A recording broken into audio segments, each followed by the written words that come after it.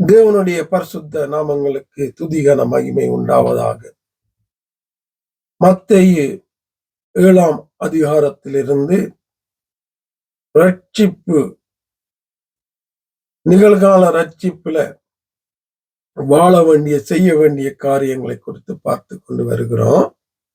நேற்றைய தினத்துல இடுக்கமான வாசல் வழியாய் பிரவேசிக்க வேண்டும், அநேகர் விசாலமான வாசலை தேடுகிறார்கள் என்று பார்த்தோம். மத்தேயு 7:13. மத்தேயு 7:14 அதோடு சேர்த்து இன்னொரு வசனத்தை சொல்லுகிறார் என் ஆண்டவர்.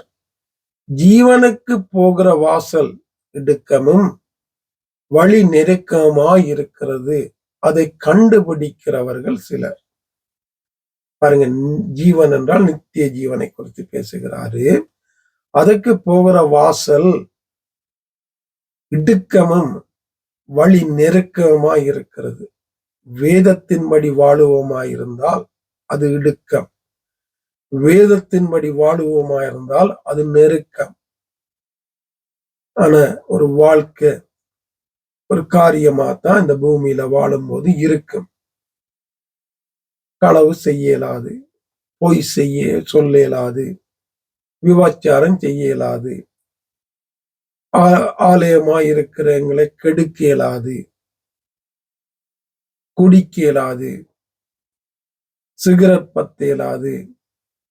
இருதயம் பரிசுத்தமாய் இருக்க வேண்டும், பார்வைகள் பரிசுத்தமாய் இருக்க வேண்டும், பேச்சுகள் பரிசுத்தமாய் இருக்க வேண்டும், களியாட்டுகள் இருக்கக்கூடாது.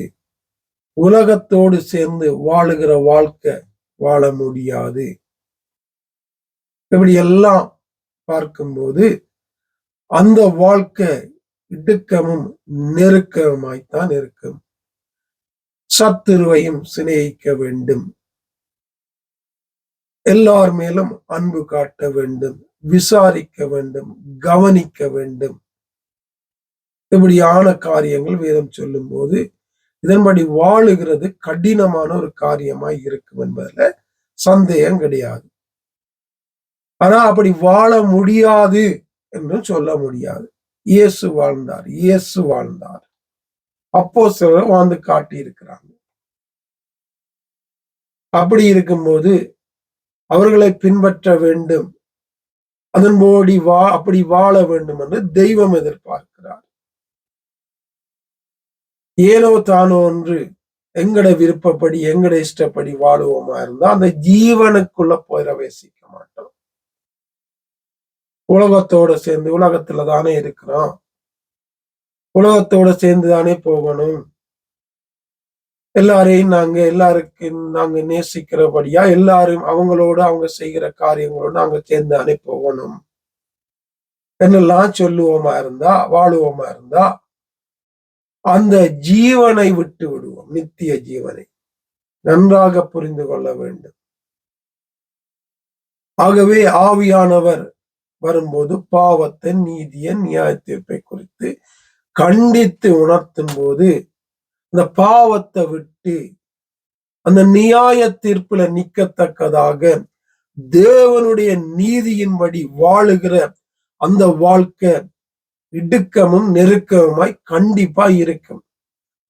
சத்தியத்தை பேசுவோமாயிருந்தால், சத்தியத்தின்படி வாழுவோமாயிருந்தால், சத்தியத்தின்படி ஊழியங்கள் செய்வோமாயிருந்தால் அது இடுக்கமும் நெருக்கமுமான ஒரு வாழ்க்கையா கண்டிப்பாக எங்களுக்கு இருக்கும். முதலாவது அந்த இடுக்கமும் அந்த நெருக்கமும் குடும்பத்துல எங்களுக்கு உண்டாகும், எங்களுடைய சொந்தத்துல எங்களுக்கு உண்டாகும், எங்களுடைய சபைகள்ல எங்களுக்கு உண்டாகும், எங்களோட நெருங்கி பழகிறவர்கள் மத்தியில அது உண்டாகும், வரும் அவர்கள் மூலமாக. அப்படி வந்தாலும் என் ஆண்டவர் சொல்லுகிறாரு, தெய்வத்துக்காக அந்த இடுக்கமும் நெருக்கமான அந்த வாசலை தெரிந்து கொண்டு நீ வாழுவாயிருந்தாய், அங்கே அப்படிப்பட்டவர்களுக்குத்தான் ஜீவன் என்பதாக அங்கே ஆண்டவர் சொல்லுகிறார்.